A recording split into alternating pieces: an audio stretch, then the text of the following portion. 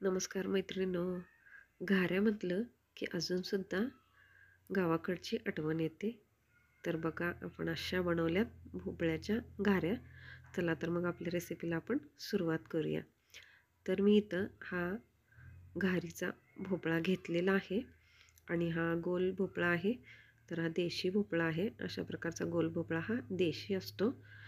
तर याला आता आपण कट करून घेऊया आणि याच्या फोडी काढून घ्यायच्या आहेत. आणि मी तर आता सध्या एकच फोड कट केलेली आहे तुम्हाला दाखवण्यासाठी.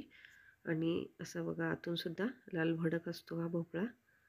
आणि याचं जे बिया आणि थोडंसं वरचा भाग असतो तो आपण काढून टाकायचा. आणि बघू शकता इथं मी मस्त असे छान छान फोडी करून घेतलेल्या आहेत.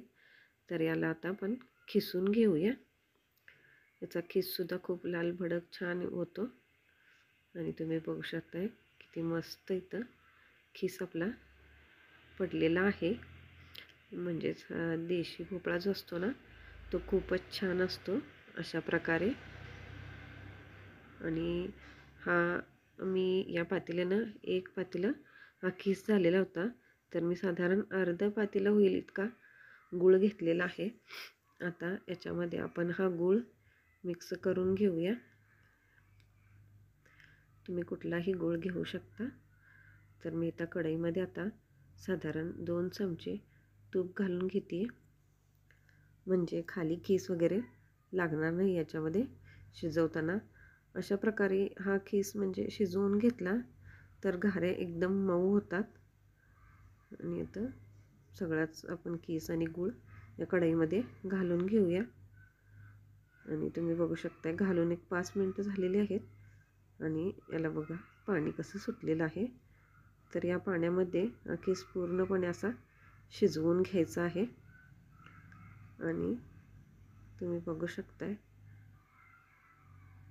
थोडंसं पाणी सुटतं याला, म्हणजे ते आपण पिठामध्ये मळून घ्यायचं.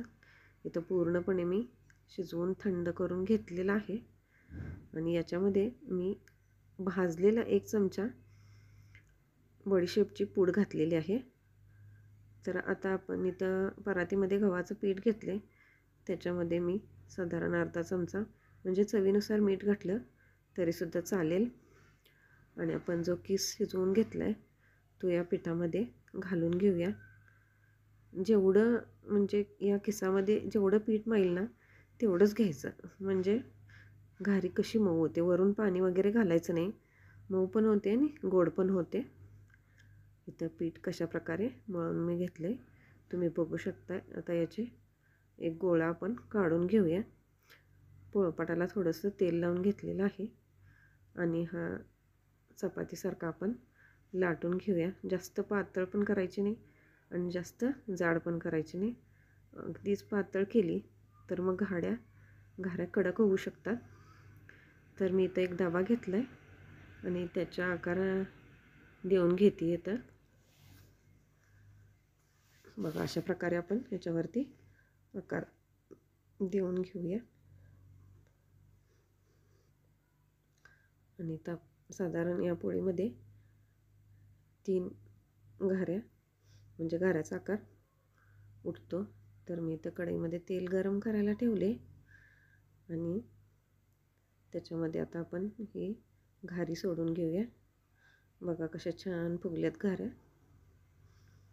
अशाच प्रकारे आपल्याला बाकीच्या सुद्धा घाऱ्या बनवून घ्यायच्या आहेत. आणि छान अशा लालसर रंगावर याला तळून घ्यायचं आहे. आणि बघा कशा मस्त दिसतात घाऱ्या. बाकीच्या पण अशा बनवून इथं आपण घेतलेल्या आहेत. मग रेसिपी आवडल्यास नक्की ट्राय करा, लाईक